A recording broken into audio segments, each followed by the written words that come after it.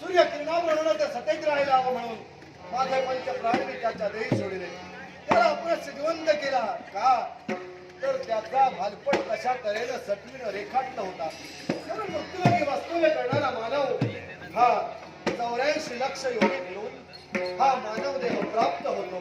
आणि म्हणूनच पुनरपि जननम पुनरपि मरणम हे जर नको असेल तर हे मानवा भक्ती मार्ग बळवा, हे मानवा भक्ती मार्ग बळवा. आणि हाच संदेश या जनमानसाला देण्यासाठी हा मच्छिंद्रनाथ या मृत्यूलोकी पायपीट करतोय. पण त्याच प्रयागदेशी राजकर्त्याचं भाकीत सटवीनं वेगळ्या तऱ्हेनं रेखाटलं. कारण पूर्वजन्मी त्याच प्रयागदेशी तो वास्तव्य करत होता.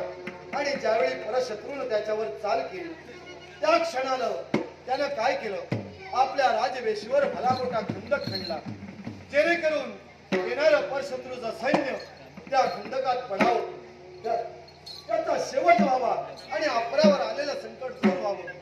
पण झालं काय, नियतीचा न्याय आणि काळाचा कायदा कोणी खोडू शकणार नाही.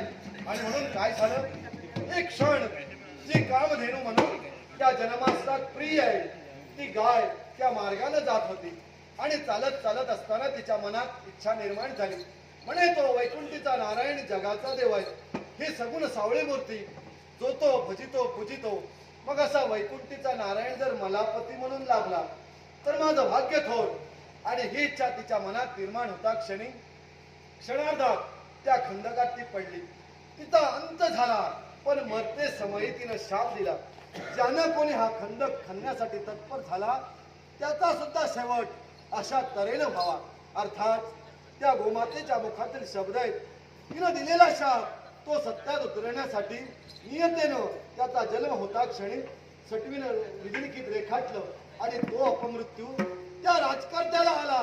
पण झालं काय, त्याचं परमभाग्य म्हणून त्याच्या जीवनात लक्ष्मीच्या पावलानं पदार्पण केलं. ती त्याची भार्या त्याच प्रयाग देशीच्या राजकर्त्याच्या जीवनात ती गाय होती. ती मनुष्य प्राण्यात जन्माला येऊन तिची भार्या म्हणून प्रयाग देशी आली. अर्थात तिची इच्छा होती की नारायणानं आपली इच्छा पूर्ण करावी, ही गायीची इच्छा. पण ती मरत मानवाच्या पोटी जन्माला आली. म्हणून या नारायणानं काय केलं, अहो आम्ही नवनाथ या विश्वतलात फिरतो आहोत, या जनमानसात वावरतो आहोत, पण आम्ही नवनारायण आहोत. नवनारायणांच्या अंश रूपानं या मृत्यूलोकी वास्तव्य करतो. मग याच नारायणानं काय केलं, त्याची आयुष्य मर्यादा संपली तेव्हा धर्मानं त्याचे पंचप्राण आपल्या दक्षिणेकडे घेऊन गेला. म्हणून या नारायणानं आपल्या पट्टशिष्याचे शब्द सत्यात उतरवण्यासाठी माझे पंचप्राण त्याच्या देहात सोडले. आणि 12 वर्षापर्यंत त्या रेवती समवेत संसार केला, तिची इच्छा पूर्ण केली, जेणेकरून सुप्त इच्छा ज्या गायीची होती ती गाय म्हणून ती रेवती जन्माला आली होती.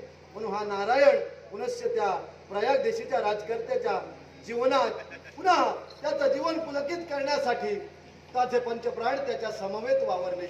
एवढं करून तिच्या इच्छेसाठी तिची इच्छा पूर्ण करत असताना गोंडसाचा बाळ जन्माला आला.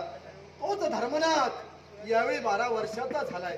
आणि 12 वर्षानंतर तो माझ्या धर्म कार्यात त्या माझ्या भक्त कार्यात माझा पट्ट शिष्य म्हणून माझ्या समवेत वावरतो. धर्मराज, जे झालं त्याला कारण होतं, कारणाशिवाय कृती घडत नाही. आणि एका हाताने टाळी कधी वाजवत नाही.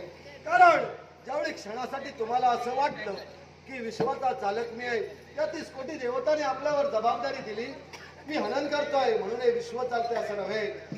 2 हातानं टाळी वाजवली जाते, एका हातानं कधीच वाजवली जाणार नाही. तेव्हा एक आधारस्तंभ चालून होऊन चालत नाही, चारही बाजूला 4 आधारस्तंभ हवेत.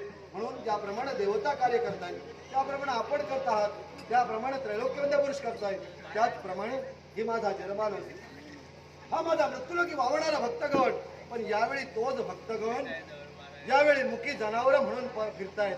तेव्हा धर्मराज, माझी इच्छा आहे तरी आपल्या सरसेनापतीची मुक्तता हवी असं आपण वाटत असेल तर प्रथम ज्या मुक्या जनावरांना त्यानं आपल्या विद्येनं मुकी जनावर केली ना, पुनश्च मानवात त्यांचं रूपांतर करावं आणि तदनंतर मी त्याची मुक्तता करेन. हे पच्छिंद्रनाथा, तुला जर वाटत असेल याने या मानवांची मुक्तता केली पाहिजे, याची मुक्तता झाली असे आपण म्हणत आहात. आपल्या शब्दावर विश्वास ठेवून त्यावेळी विभक्त असणारं त्याची मुक्तता करण्यासाठी मी तत्पर होईल. जय राम. माझा कर्तव्य पूर्ण झाला आहे. आज्ञा की तू